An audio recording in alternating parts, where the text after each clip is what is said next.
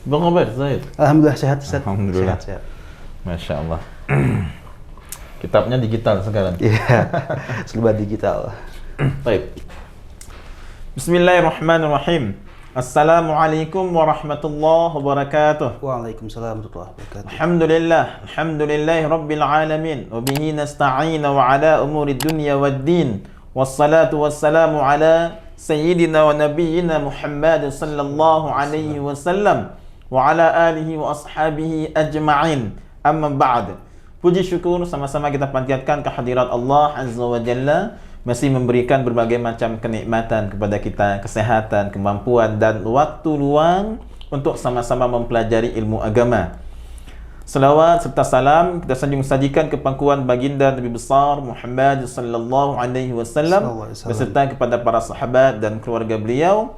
Mudah-mudahan kita semua diberikan kemampuan istita'ah untuk mengikuti sunnah Nabi secara zahir dan batin. Amin, amin. Alhamdulillah, Jahid, hari ini kita lanjutkan kajian kita dengan bahasan kitab Khulasah Nurul Yaqin, yakni kitab yang membahas mengenai sirah Nabi Muhammad sallallahu alaihi wasallam. Bagi Bapak Ibu akang teteh sahabat Sinyal Islam Indonesia yang tidak bisa bahasa Arab, kitab ini udah ada terjemahannya. Masya Allah. Jadi boleh baca bisa baca terjemahannya. Naam, ini materi yang sangat-sangat saya sukai. Semua materi saya suka, tapi di materi ini saya ada satu rasa cinta luar biasa, raghbah luar biasa. Wah, kayaknya materi ini kalau semenit aja tidur itu ruginya kayak setahun gitu. Masya Allah. Karena materi ini membahas mengenai perjalanan hidup Nabi kita, makhluk yang paling kita cintai di alam ini, di dunia ini. Kecintaan kita kepada Nabi akan membuat Allah cinta kepada kita. Amin, amin. Kemudian ittiba' kita mengikuti Nabi juga akan membuat Allah cinta kepada kita. Al-Quran menegaskan, Qul in kuntum tuhibbunallaha fattabi'uni yuhibbukumullah. Nah, kalau kita ikuti Nabi, maka Allah akan mencintai kita. Bonusnya banyak sekali. Insyaallah. Hendaknya juga kita mengajarkan kepada keluarga kita, anak-anak kita untuk mencintai Nabi Muhammad sallallahu alaihi wasallam, tentunya dengan mengenal perjalanan hidup Nabi, pola hidup Nabi, sunnah-sunnah yang diajarkan oleh Nabi Muhammad sallallahu alaihi wasallam. Akhirnya Mujahid serta sahabat Sinyal Islam Indonesia, kita telah membahas di pertemuan sebelumnya bagaimana mulianya nasab Nabi sallallahu alaihi wasallam. Suku Quraisy sendiri adalah suku yang mulia. Suku Quraisy adalah suku mulia di kalangan orang Arab di kota Mekah. Sehingga suku Quraisy ini tinggalnya di sekitaran Ka'bah. Karena kita bahas minggu lalu, orang-orang Quraisy yang derajatnya tinggi, mereka tinggal di sekitar Ka'bah. Orang-orang Yahudi dan yang lain di mana tinggalnya, mereka tinggal dan para budak tinggalnya semakin jauh dari Ka'bah, dekat ke gurun Sahara. Suku Quraisy sendiri adalah suku yang mulia dari kalangan orang Mekah, dari kalangan orang Arab. Dan keluarga Nabi Bani Hashim. Bani Hashim merupakan keluarga yang mulia juga. Keluarga yang mengurusi para penziarah ke Baitullah. Keluarga yang terhormat, Masya Allah. Merupakan adatullah, merupakan satu iradah dari Allah, kehendak Allah. Dan semua para Nabi, mereka berasal dari nasab yang mulia. Masya Allah. Banyak para Nabi berasal dari Nabi Ibrahim, tentu dari Nabi Adam tentunya. Keturunan ke Nabi Ibrahim banyak sekali yang menjadi para rasul, menjadi para anbiya, menjadi orang-orang yang saleh. Masya Allah. Naam, dan Nabi Muhammad juga merupakan keturunan dari Nabi Ibrahim melalui Nabi Ismail, kemudian dari Adnan hingga turun terus ke Qusay. Kemudian ke Qusay turun terus ke Abdul Muttalib. Kemudian ke Abdullah bapaknya Nabi sallallahu alaihi wasallam, baru kemudian ke Nabi kita Muhammad sallallahu alaihi wasallam. Semua kakek-kakek Nabi, leluhur Nabi, nenek-nenek Nabi, leluhur Nabi, yakni kakek beliau dari Abdul Muttalib hingga ke Adnan, ke Nabi Ismail, itu semuanya orang-orang yang luar biasa, bagus sekali perangainya, akhlaknya, lembut tutur katanya. Fisik mereka juga bagus. Masya Allah. Semuanya, karena mereka lah yang mereka membuat nutfah yang nanti dengan kehendak Allah menjadi Nabi Muhammad, lahirlah Nabi Muhammad sallallahu alaihi wasallam. Dan setiap kakek Nabi juga menikahi perempuan-perempuan yang baik juga. Kakek Nabi semuanya, kakek dari Abdul Muttalib kemudian naik ke atas, semuanya juga menikahi perempuan-perempuan yang baik juga. Masya Allah. Karena itu merupakan adatullah. Dalam kitab Nurul Yaqin dijelaskan adatullah, kehendak Allah, semua nabi leluhur mereka adalah orang-orang yang leluhur mereka orang-orang yang baik. Baik. Kemudian kita akan masuk dalam pembahasan selanjutnya. Silahkan baca kitabnya, akhi. Kelahiran dan penyusuan Nabi Muhammad SAW. Ya, ulangi. Kelahiran dan penyusuan Nabi Muhammad. Kelahiran dan penyusuan. Lahirnya Nabi dan penyusuannya. Penyusuannya Nabi. Silahkan. Nabi Muhammad SAW dilahirkan di Mekah pada hari Senin 12 Rabiul Awal tahun gajah. Naam, tahun gajah. Karena dalam sejarah sama-sama kita pahami saat itu Abraha ingin menghancurkan Ka'bah. Iya. Abraha ingin menghancurkan Ka'bah.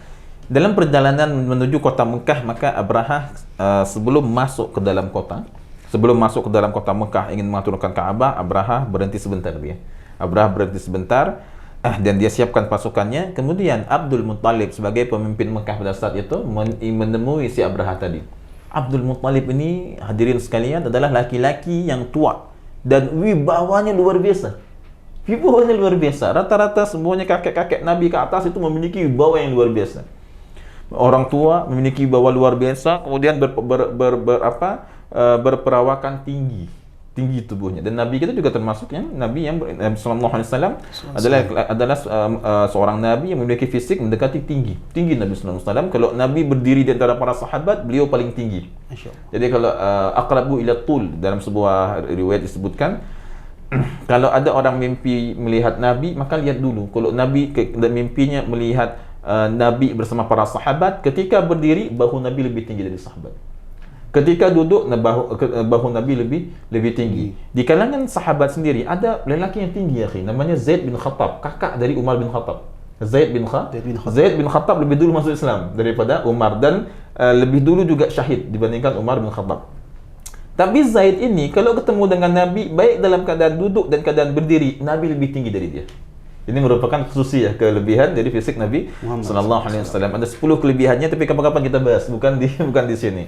Naam, ada 10 yang dijelaskan oleh para ulama. Salah satunya Nabi kita itu berperawakan tinggi, baik ketika duduk dan juga ketika berdiri. Di antara sahabat, maka beliau kelihatan Masya Allah lebih terlihat berwibawa dan juga tinggi bahunya. Demikian juga Abdul Muttalib, laki-laki yang tinggi. Ketika berhadapan dengan Abraha tadi ngapain dia? Ingin hancurin Ka'bah. Sebelumnya, akhi, Abdul Muttalib telah membebaskan ayah Nabi yang bernama Abdullah. Ayah Nabi Abdullah laki-laki yang ganteng, tampan. Dulunya Abdul Muttalib nggak punya anak laki-laki, sedangkan tugasnya banyak, amanahnya banyak. Sebagai pemimpin, dia juga mengurus untuk menyambut dan memberi minuman bagi orang-orang yang datang ke Baitullah. Merupakan satu kebanggaan bagi pemimpin Mekah jika bisa memberi makan dan minum para peziarah. Jadi dulu orang ziarah ke Baitullah itu nggak mesti bawa makanan minuman yang banyak, karena sampai ke Mekah ada yang tanggung. Masya Allah. Orang semuanya berebut untuk memberi makanan. Semakin sering memberikan makanan kepada peziarah, maka semakin tinggi derajatnya, semakin syaraf tentunya.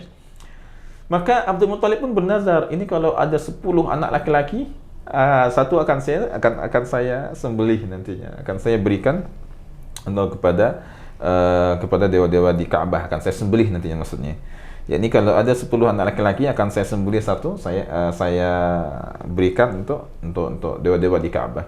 Singkat cerita, setelah memiliki anak 10 orang, dan yang paling ganteng, paling kelihatan kelebihannya adalah anaknya yang bernama Abdullah tadi. Sebelumnya dia bernazar, kalau memiliki anak laki-laki sampai 10, satu akan diberikan kepada dewa mereka di Ka'bah. Maka setelah lahir anak Abdul Muttalib sampai 10, yang paling tua namanya Haris, dikumpulkan semuanya, dan beliau menjelaskan, saya punya nazar, kalau saya punya anak 10 laki-laki, satu akan saya sembelih. Masya Allah, satu akan disembelih. Yang paling ganteng siapa? Abdullah ini bapak Nabi, memiliki perawakan yang bagus, wajahnya itu bersinar, dan juga laki-laki yang tegap, tampan. Masya Allah, wajar karena beliau adalah ayah dari Nabi kita Muhammad sallallahu alaihi wasallam, dan paling disayang oleh Abdul Muttalib. Paling besar siapa namanya tadi? Haris namanya. Paling disayang oleh Abdul Muttalib. Singkat cerita, dikumpulkan anak-anaknya semuanya. Dan dia mengatakan, dulu ayah pernah bernazar, sebelum kalian lahir ayah pernah bernazar, kalau ayah punya anak laki-laki 10, maka akan ayah sembelih satu orang. Karena dulunya kewalahan untuk ngurus amanah beliau sebagai seorang pemimpin. anak-anak beliau tidak ada yang membantah. Padahal hadirin sekalian ingin disembelih, tidak ada yang membantah. Ini menunjukkan bagaimana bagusnya Abdul Muttalib mendidik anaknya tadi. Sehingga apa kata ayahnya, nggak ada yang berani bantah. Bagaimana tingginya wibawa Abdul Muttalib, bagaimana tingginya muruahnya, wibawanya, perawakannya juga bagus, menunjukkan beliau memiliki harga diri yang tinggi di depan anak-anaknya. Ingin disembelih, nggak ada yang berani bantah. Lalu diadakanlah undian. Diadakan undian, ternyata yang keluar nama Abdullah tadi. Nama siapa? Nama Abdullah. Yang keluar nama Abdullah. Masya Allah. Yang keluar nama Abdullah. Diundi lagi keluar nama Abdullah. Tapi Abdul Muttalib adalah laki-laki yang teguh pendirian. Kalau udah ini keluar, ya mau gimana lagi? Akhirnya beliau pun ingin menyembelih anaknya. Maka orang-orang Quraisy pun mengatakan jangan. Karena ini anaknya ganteng sekali, luar biasa bagus perawakannya. Akhlaknya juga luar biasa bagus. Gimana kalau kita minta pendapat dukun di kota Madinah, dukun perempuan, dukun perempuan. Jadi kalau zaman sekarang tuh ada nenek-nenek sihir kan, jarang ada kakek sihir kan, nenek penyihir kan. Emang dari zaman dulu, akhi. Hatta Al-Quran mengatakan wa min syarrin naffatsati fil 'uqad, dari tiupan-tiupan para penyihir perempuan dalam jamak muannas di situ perempuan. Kenapa demikian? Ini kita bahas dalam materi lain lah. Kenapa banyak dikaitkan penyihir itu dengan perempuan? Diutuslah akhirnya utusan ke Madinah, ke Yathrib. Dulu Yathrib namanya, untuk bertanya kepada dukun perempuan. Karena di Yathrib banyak dukun ternyata. Dulu di Yathrib itu banyak dukun. Satu pertanyaan juga hadirin sekalian, kenapa ada dukun di Yathrib?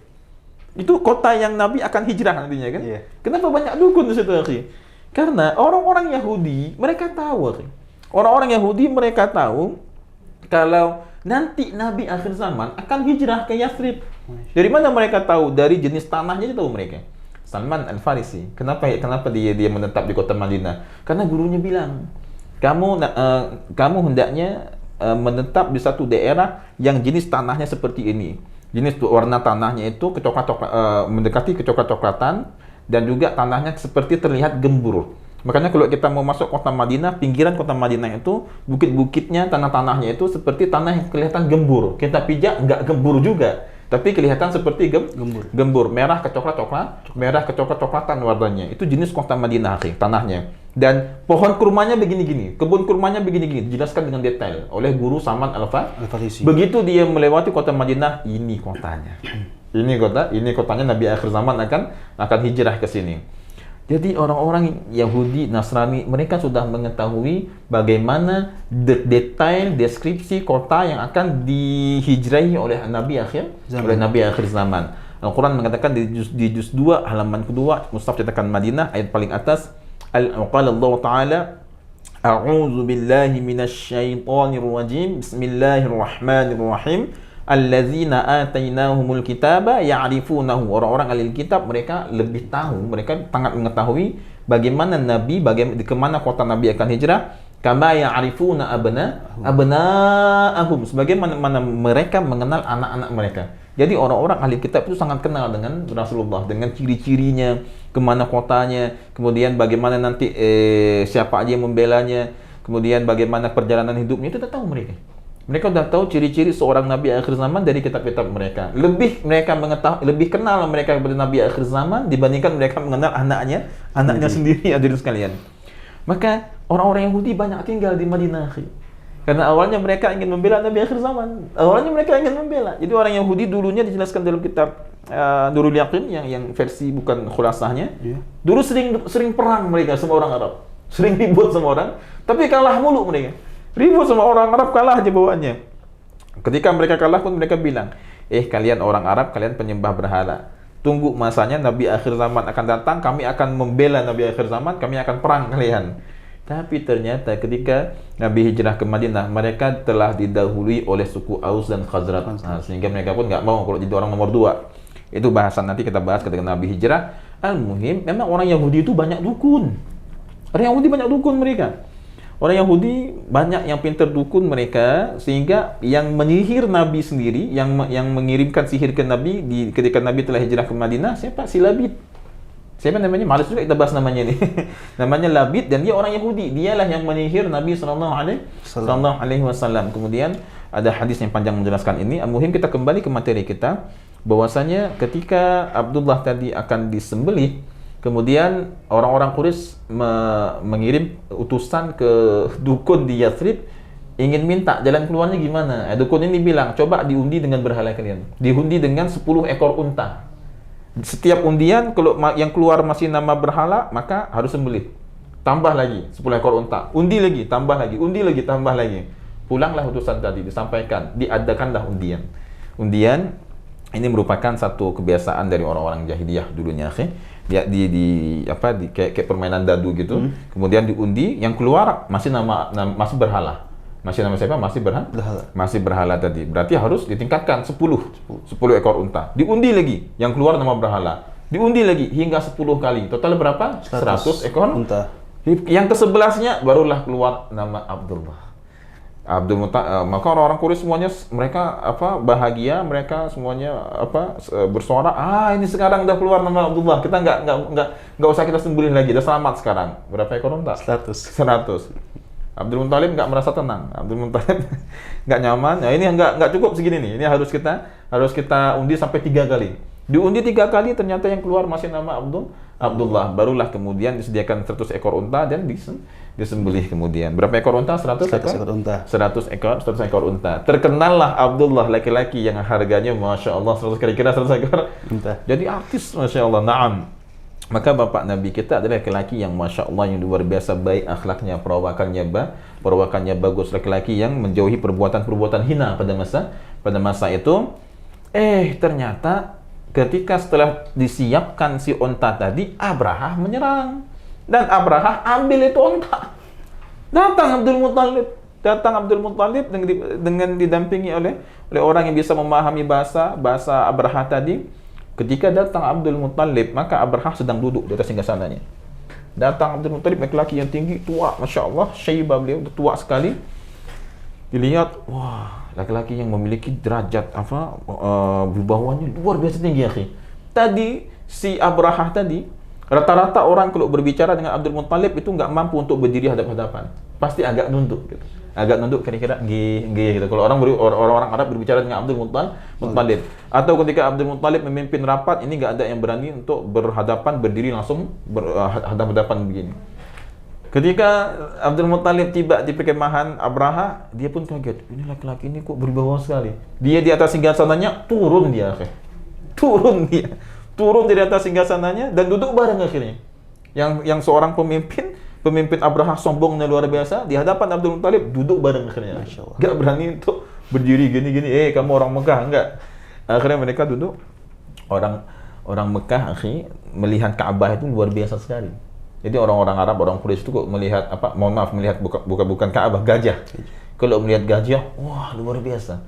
Jadi ketika diserang dengan pasukan gajah, kaget mereka, kagum. Ibarat kita mungkin ketika peperangan musuh menggunakan tank yang luar biasa, keluaran terbaru, belum perang dan minder duluan.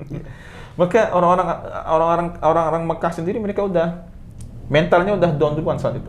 Diperangin oleh pasukan gajah, bukan pasukan kuda, pasukan gajah itu luar biasa dahsyat banget. Lihat gajah aja jarang-jarang mereka.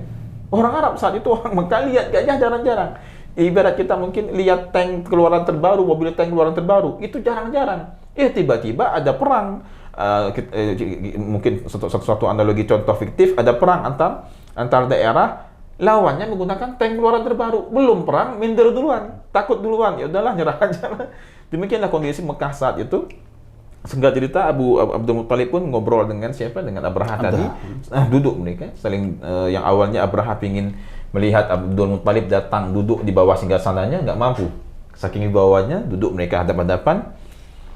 Maka Abdul Muthalib pun mengatakan, begini perkataannya hadirin sekalian, mengenai ontaku, kembalikan padaku karena aku adalah pemiliknya.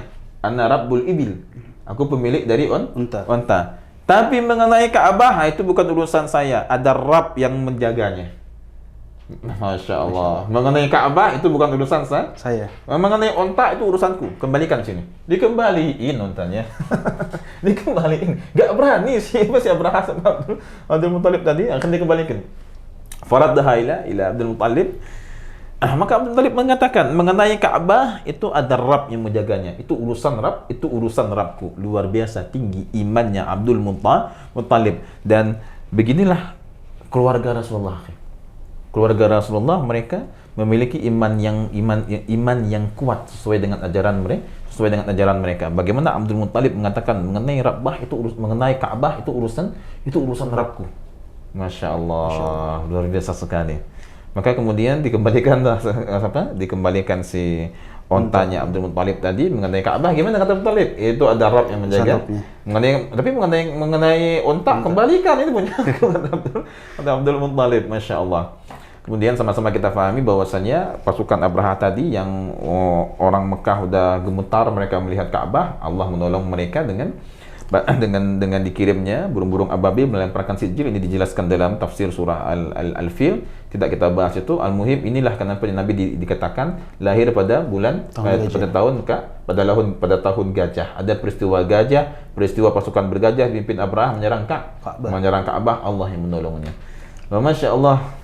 Demikianlah akhi bahwasanya Nabi dilahirkan di tahun gajah. Lanjutkan. Dinamakan tahun gajah karena Raja Habasyah mengirimkan tentara ke Mekah dalam tahun kelahiran beliau itu untuk menghancurkan Ka'bah. Dan pada saat itu banyak sekali gajah. Lalu Allah membinasakan mereka, tentara gajah, sebagai penghormatan kepada kelahiran beliau. Allah binasakan si pasukan Abraha tadi sebagai penghormatan atas tahun lahirnya Nabi Sallallahu Alaihi Wasallam. Kemudian beliau SAW disusui oleh Suwaibah al-Aslamiyah sesudah disusui oleh ibu beliau. Suwaibah adalah pelayan paman Nabi Muhammad SAW, Abu Lahab. Kemudian beliau disusui oleh Halimah As-Sa'diyah sampai umur 4 tahun. Iya, setelah disusui oleh ibunda beliau sendiri, yakni ibunda Aminah, kemudian beliau disusui oleh Suwaibah. Suwaibah itu siapa? Pembantu Abu Lahab. Iya, budaknya Abu Lahab. Walaupun ada beberapa perbedaan pendapat di sini ya. Tapi kami memegang pendapat yang dijelaskan oleh Syekh Muhammad Alwi Al-Maliki, kakek guru kami. Beliau menjelaskan bahwasanya karena bahagianya Abu Lahab dengan lahirnya Nabi tadi, kemudian budaknya pun dimerdekakan.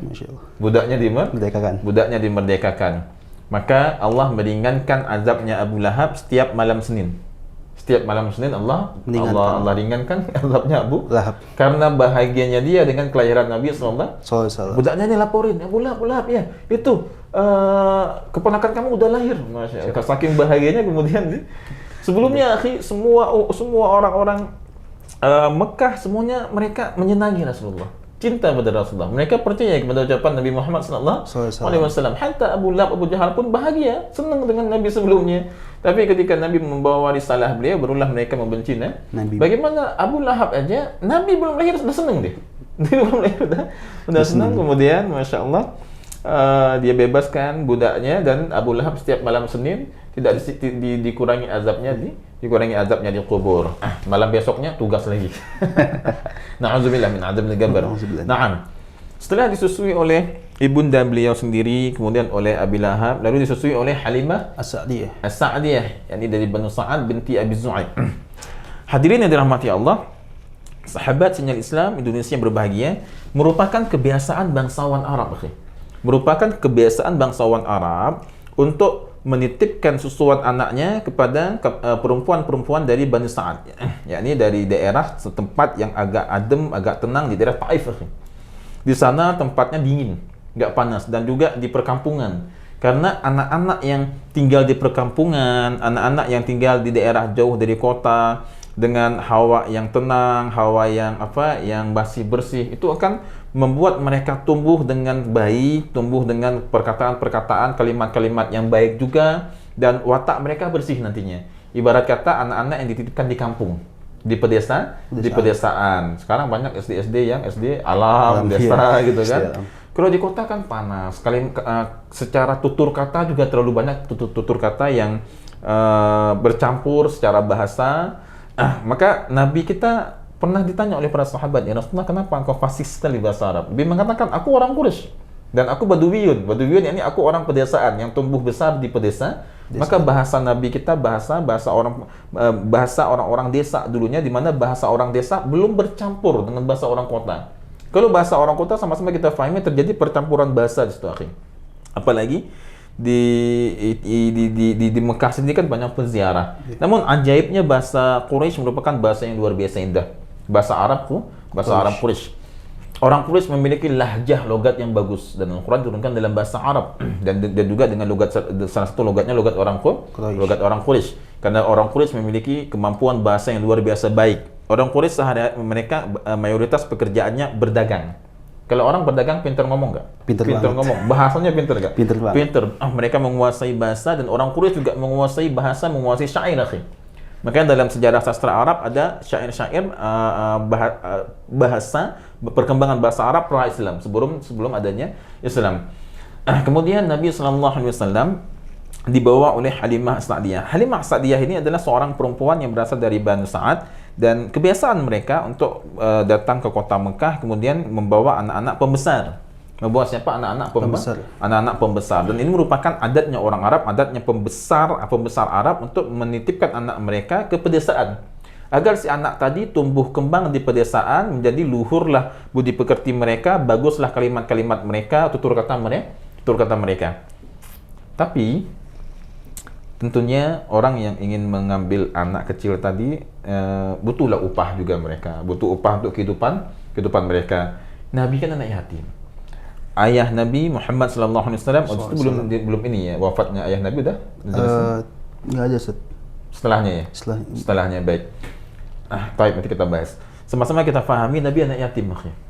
Tidaklah ayah beliau meninggalkan melainkan satu jariyah, 5 ekor unta dan beberapa ekor kambing. Satu jariyah namanya siapa? Ummu Aiman. Siapa Ummu Aiman. Ummu Aiman ini yang mengasuh Nabi. Kemudian 5 ekor unta dan beberapa ekor kambing. Tidak terlalu banyak, tidak terlalu sedikit juga. Tidak terlalu banyak, tidak terlalu tidak terlalu sedikit karena ayah Nabi telah mampu berdagang saat itu. Ketika menikah telah mampu untuk berdagang. Maka Nabi kita adalah Nabi anak yang yatim. Tentunya orang yang ingin mengambil upah masih mikir-mikir dulu mengambil Nabi. Jadi tidak ada yang mengambil Nabi. Ini merupakan takdir Allah, ketetapan Allah, tidak ada yang mengambil Nabi kecuali Halimah. Halimah ini bersama suaminya, dia bukanlah orang yang terlalu kaya, orang yang kambingnya sakit, ternaknya juga tidak terlalu banyak gitu. Dan mohon maaf, salah satu payudaranya juga tidak berfungsi dengan baik. Tidak berfungsi dengan baik. Karena semua perempuan-perempuan dari Banu Sa'ad itu telah membawa anak-anak pembesar Mekah. Dia nggak mau pulang dengan tangan kosong. Dia bilang ke suaminya, janganlah saya pulang dengan tangan kosong. Nggak apa-apalah kita ambil anak yatim tadi, anak pembesar Mekah, anak cucunya pembesar Mekah tadi. Akhirnya diambillah Nabi Sallallahu Alaihi Wasallam. Sudah ketetapan Allah bahwa Nabi akhirnya nantinya akan disusui oleh Halimah. Alhamdulillah. Yadikumullah wa nalakum. Maka kemudian Nabi Sallallahu Alaihi Wasallam dibawa oleh siapa? Halimah As-Sa'diyah. Sebelumnya salah satu payudara Halimah As-Sa'diyah tidak berfungsi dengan baik. Ketika ingin diberi susuan lewat, mohon maaf, payudara yang normal, yang punya ASI tadi, Nabi nggak mau. Masya Allah, Nabi nggak mau. Kemudian setelah digeser kepala Nabi yang mulia ke payudara yang tidak berfungsi dengan baik tadi, tiba-tiba saja mengeluarkan ASI yang sangat banyak. Mengeluarkan ASI yang sangat baik untuk seorang bayi. Masya Allah, ini merupakan ketetapan Allah. Dan tubuh Halimah pun menjadi segar kembali ketika Nabi masuk ke dalam rumah. Nabi masih kecil, tapi memiliki keberkahan. Inilah keberkahan Nabi kita Muhammad SAW. Ketika Nabi dibawa masuk ke dalam rumah, semua ternak-ternak Halimah yang kambingnya tidak mengeluarkan susu, ternak-ternak lain yang kurus, sakit-sakitan, sehat semua. Masya Allah. Maka ayahnya pun bertanya, anak siapa ini kita bawa pulangnya? Membawa keberkahan luar biasa. Beruntunglah saat ini jika umat muslim terbiasa membaca selawat di rumahnya dan terbiasa juga membaca sirah nabawiyah di rumahnya. Hingga guru saya berpesan, salah satu kitab yang harus engkau sering baca fadil di rumah kamu adalah kitab sirah nabawiyah. Ada keberkahan kita membaca kitab sirah nabawiyah di rumah kita. Maka suaminya mengatakan, ini anak siapa kita bawa pulang ini kok semuanya bisa sehat kembali. Ada satu kisah unik akhi dalam kitab ini, Muhammad Rasulullah, yang ditulis oleh Syekh Muhammad Ridha. Ketika Halimah melewati beberapa pasar untuk pulang ke daerahnya tadi, di tengah jalan dia dihadang oleh beberapa dukun. Dan dukun ini pun bertanya, ini anak siapa ini? Ini anak kalian atau anak yatim ini? Maka untuk menjaga keselamatan Nabi, Halimah pun terpaksa berbohong. Bukan, ini anak kami. Karena orang-orang dukun-dukun, orang-orang ahli kitab, dukun-dukun tadi dia tahu Nabi akhir zaman anak yatim. Kalau ini anak yatim maka akan dibunuh saat itu juga. Kalau ini karena mereka tahu ini Nabi akhir, jangan sampai ada Nabi akhir zaman yang nantinya akan menghilangkan berhala. Dukun-dukun itu kan nggak bisa cari uang lagi nantinya kalau nggak ada berhala kan. Maka Halimah terpaksa berbohong.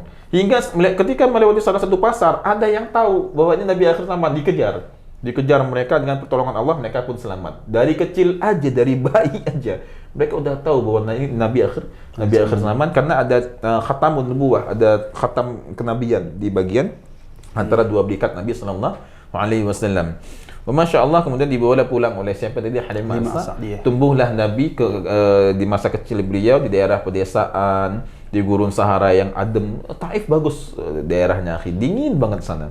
Kadang-kadang kami di Mekah di waktu-waktu liburan semester main ke Taif. Tandus juga sih, ya bukit-bukit batu juga, tapi adem cuacanya. Walaupun nggak hijau di sini, walaupun nggak hijau kayak di sini, ya suasananya minimal adem lah kayak di puncak gitu kan. Tumbuh kembanglah Nabi kita di daerah pedesaan, di daerah yang Masya Allah, orang-orang desa kan ngomongnya lembut, tutur katanya halus, alamnya juga lebih asli tentunya. Bahasa mereka juga masih murni. Bahasa mereka belum tercampur dengan bahasa orang kota. Maka Nabi kita, Nabi sangat fasih bahasa Arab beliau. Jelas sekali pembicaraan, kosakata, artikulasi Nabi sallallahu alaihi wasallam. Lanjutkan akhir. Ringkasan Nabi dilahirkan di Mekah. Ringkasan enggak usah lanjut lagi. Wafatnya Nabi. Wafatnya ayah. ibu. Wafatnya? Ayah enggak ada, Ustaz. Ayah Nabi. Naam. Ayah enggak ada. Nah, sekarang Langsung masuk ke mana? ibu. Wafatnya ibu Nabi. Tadi setelah pembahasan wafatnya ayah Nabi ya. Ayah Nabi berarti tidak terlalu dijelaskan di sini karena namanya khulasah. Kalau kita ingin lebih detail, nah ini kitabnya, kitab Nurul Yaqin. Tapi kalau kita baca kitab ini per kalimat kita baca, kapan selesainya? Jadi biar saya yang baca penjelasannya dan beberapa kitab lain. Nah, Bapak Ibu akan tetes sekalian, dengarkan penjelasannya dan sedikit syarah dari kami akan kesimpulan beberapa kitab yang telah kami baca. Jadi saya sempat baca beberapa kitab, ada 5-6 kitab saya baca untuk menjelaskan mengenai sampai 7 kitab saya baca untuk menjelaskan sejarah dari sirah nabawiyah ini. Bagusnya sih belasan kitab kita baca untuk menjelaskan satu kitab saja. Naam khairan. Al-muhim kita fahami Nabi kita meninggal ayahnya ketika beliau masih dalam kandungan. Jadi Nabi kita nggak pernah melihat ayahnya dan ayah beliau nggak pernah melihat anak beliau yang dilahirkan. Lahirnya Nabi, Masya Allah, dalam keadaan bersujud akhi. Dalam sebuah riwayat dijelaskan Nabi lahir dalam keadaan bersujud dan kedua jari beliau mengarah ke atas, mengisyaratkan tauhid.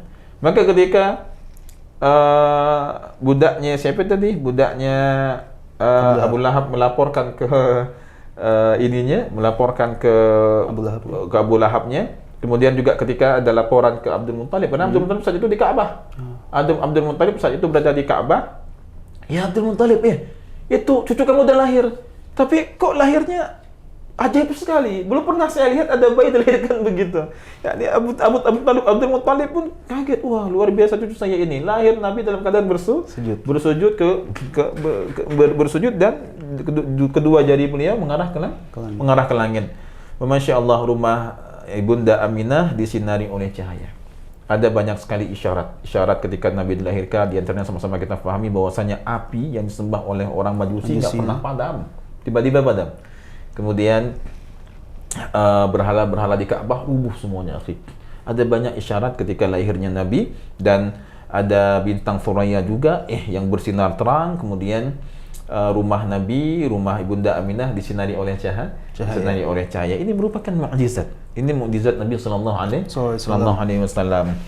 Sehingga Abdul Muttalib yang melihat mukjizat Nabi ketika dilahirkan, melihat ada keajaiban ketika Nabi dilahirkan, beliau sudah memahami, memiliki firasat, cucuku ini akan menjadi orang yang besar nantinya. Cucuku ini akan menjadi orang yang besar nantinya. Masya Allah. Demikianlah proses kelahiran Nabi yang Masya Allah penuh dengan keajaiban, penuh dengan kemukjizatan. Kemudian beliau setelah beberapa hari disusui oleh ibundanya dan disusui oleh Thuwaibah tadi, dibawa ke perkampungan di perkampungan Bani Sa'ad yang Masya Allah di perkampungan tentunya di pedesaan tumbuh kembang anak bisa lebih baik daripada di kota. Nah, silakan lanjutkan lagi. Wafatnya Ibu Nabi Muhammad SAW dan yang mengasuh beliau. Ibu Nabi Muhammad SAW wafat ketika Nabi berumur 4 tahun ketika ia kembali dari Mekah. Ketika kembali dari Mekah. Dari Madinah. Dari Madinah. Ketika kembali dari Madinah, yakni Nabi diajak oleh ibunda beliau untuk berziarah. Diajak oleh ayah beliau meninggal ketika pulang dari berdagang. Ketika pulang dari berdagang, kemudian singgah sebentar di Madinah, dalam perjalanan pulang ayah beliau meninggal. Dan karena ayah beliau sakit. Ayah beliau ini Abdullah sakit dan kafilah dipesankan enggak apa-apa, kalian silakan ke Mekah. Beliau menetap di tempat saudaranya, di saudara ayah beliau. Nah, kemudian belum ada berita itu ayah Nabi wafat, belum ada berita. Maka Abdul Muttalib pun mengutus Haris, anaknya yang paling tua. Coba kamu cek adik kamu udah sehat belum dia di kota Madinah sana, dekat kota Madinah. Coba kamu cek adik kamu udah meninggal belum? Udah sehat atau belum? Diutuslah Haris sampai ke sana, ternyata dapat kabar Abdullah udah meninggal. Bahkan udah dikuburkan. Balik dia ke Mekah, dilaporkanlah kepada ayahndanya Abdul Muttalib bahwa adik kami udah meninggal, dilaporkan kepada Aminah. Maka Aminah pun bersedih, Masya Allah, dalam keadaan hamil. Naam. Kemudian Nabi setelah dikembalikan kepada ibunda beliau, selesai dididik, selesai diasuh di pedesaan. Kemudian Nabi dikembalikan kepada ibunda beliau. Maka ibunda beliau pun ingin mengajak Nabi untuk berziarah kepada saudara-saudaranya. Saudara-saudaranya di mana? Di Madinah. Dalam perjalanan pulang, ketika sampai di Abwa, di situ ibunda beliau sakit, yang membawa kematiannya, membawa kewafatannya. Sehingga Nabi pun ketika berumur 6 tahun, beliau dalam keadaan yatim piatu. Masya Allah. Naam. Terus lanjutkan. Ibu beliau pergi ke Madinah untuk ziarah kubur di makam suaminya. Bersama ibu beliau ikut juga kakek beliau Abdul Muttalib. Ada riwayat lain Ummu Aiman yang ikut bersama ibu Nabi dan dialah yang riwayat lain ikut siapa? Ummu Aiman. Maka ketika pulang ke Mekah, Ummu Aiman membawa Nabi dalam keadaan yatim piatu. Ada hikmah, akhi, kenapa Nabi SAW dalam keadaan yatim piatu. Umur 6 tahun beliau yatim piatu, ketika beliau dalam kandungan telah yatim beliau. Ada hikmahnya di sini, hadirin sekalian. Karena kalau ayah Nabi hidup, ibunda Nabi hidup, nanti orang-orang orientalis yang membenci Islam, yang menyindir Nabi, mereka akan mengatakan risalah yang dibawa oleh Muhammad berasal dari orang tuanya. Berasal dari mana? Didikan orang tuanya. Karena itu hikmah Allah wafatkan ayah dan Nabi, wafatkan ibunda Nabi SAW untuk membantah orang-orang orientalis agar jangan sampai mereka mengatakan risalah itu berasal dari kedua orang tua. Misal gini, ente jahid, ente hafiz, kemudian ente menguasai ilmu tafsir. Orang tua ente ahli tafsir, ibunda ente juga ahli tafsir, bapak demikian, wajar aja. Ini didikan di orang. Iya. Ustaz, saya nggak pernah mondok. Nggak pernah mondok, mungkin dididik di rumah. Maka ini hikmah kenapa orang tua Nabi diambil oleh Allah. Ketika beliau berumur 6 tahun, dia yatim beliau. Lanjutkan, akhi. Ibu Nabi Muhammad SAW dikebumikan di Abwa, suatu desa di antara Makkah dan Madinah. Kemudian Nabi Muhammad diasuh oleh Ummu Aiman, seorang pelayan dari ayah beliau. Dan ini dibawa pulang oleh Ummu Aiman, dan kemudian dididik oleh siapa? Oleh Ummu Aiman, dan juga diasuh di bawah tanggung jawab Abdul Muttalib. Sayang sekali Abdul Muttalib kepada Nabi SAW, karena Abdul Muttalib mengatakan, ini saya memiliki firasat anak saya, cucu saya ini memiliki nantinya masa depan yang agung. Ini akan menjadi orang yang agung. Itulah firasat orang tua. Nah, melanjutkan lagi. Iya. Berarti di sini kita fahamin khulasahnya bahwasanya Nabi SAW beliau dibesarkan di mana? Di perkampungan Bani Sa'ad tadi. Di pedesaan di bawah tanggung jawab oleh Halimah As-Sa'diyah. Kemudian dikembalikan kepada setelah peristiwa pembelahan dada. Sama-sama kita pahami bahwasanya malaikat membelah dada Nabi Muhammad. Kemudian dibersihkan bagian-bagian kasih sayang untuk syaitan. Karena Nabi kita sangat memiliki rahmat. Wa ma arsalnaka illa rahmatan lil alamin. Kecuali untuk siapa? Untuk syaitan. Kalau memang ada bagian kasih sayang untuk syaitan, bahaya nanti. Nabi akan menyayangi syaitan. Maka di situ bagian kasih sayang untuk syaitan pun dihilangkan. Jangan sampai ini hal bagian untuk syaitan. Sehingga Nabi mengajarkan kita untuk menjadikan syaitan sebagai musuh kita. Naam. Maka setelah peristiwa pembelahan dada pun, syaqqul sadar itu Halimah ketakutan. Halimah dan suaminya, ini ada apa dengan anak ini? Jangan-jangan ada suatu hal besar sama anak ini. Akhirnya dikembalikan kepada Amin. Dikembalikan kepada Aminah. Karena takut tentunya kan, karena jangan sampai ada apa-apa terjadi pada Nabi sallallahu alaihi wasallam. Dipulangkanlah Nabi kepada ibundanya, kemudian beliau diajak oleh ibunda beliau untuk berziarah ke saudara-saudara beliau di Yathrib tadi, di Madinah. Dalam perjalanan pulang sampai di Abwa, meninggal ibunda Nabi sallallahu alaihi wasallam, dan kemudian beliau pulang ke Mekah dalam keadaan sedih, dibawa oleh Ummu Aiman. Kemudian dari umur 6 tahun sampai umur 8 tahun Nabi diasuh oleh kakek beliau. Diasuh oleh kakek beliau. Silakan lanjutkan. Pendidikan Nabi Muhammad SAW dan wafatnya kakek beliau. Ya, mendidik Nabi Muhammad sesudah ibunya wafat ialah kakek beliau, Abdul Muthalib. Iya, akhi. Abdul Muthalib pemimpin Mekah tadi. Pemimpin Quraisy dia kan, pemimpin Mekah. Namanya pemimpin orang-orang Quraisy itu ada tempat duduk musyawarah mereka di Darun Nadwa. Namanya Darun Nadwa, letaknya di dekat Ka'bah. Dan mereka sering membahas masalah-masalah kebutuhan mereka, kebutuhan mengenai pengurusan Ka'bah, bagaimana pemerintahan mereka, bagaimana kafilah dagang mereka. Ini masalah mereka itu di waktu duha. Ketika Abdul Muthalib memimpin rapat musyawarah, Nabi di mana? Duduk di samping Abdul Muthalib. Jadi Abdul Muthalib mendidik Nabi untuk terbiasa memimpin rapat, walaupun Nabi diam-diam aja di situ. Allah alam mengenai bagaimana periwayatan Nabi ketika masa kecil, kita tidak menemukan yang detail banget apakah Nabi ikut memimpin atau tidak, Allah alam. Yang pastinya Abdul Muthalib mengajak Nabi duduk di memimpin rapat, dan Nabi terbiasa duduk bersama orang-orang pembesar Quraisy. Dari sini kita pahami, ketika seorang bapak hadir ke majelis ilmu, jangan cuma bapaknya aja, ajak anaknya, agar anaknya terbiasa duduk di majelis ilmu. Kalau kita punya anak, jangan cuma kita yang sholat ke masjid, kita juga ajak anak-anak kita.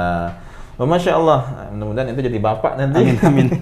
Praktekkan bagaimana Abdul Muthalib mendidik Nabi SAW ketika rapat juga diajak, agar Nabi tahu ini loh musyawarah, cara bikin musyawarah begini. Sehingga Nabi dari kecil telah dididik sifat kepemimpinan beliau oleh Abdul Muthalib.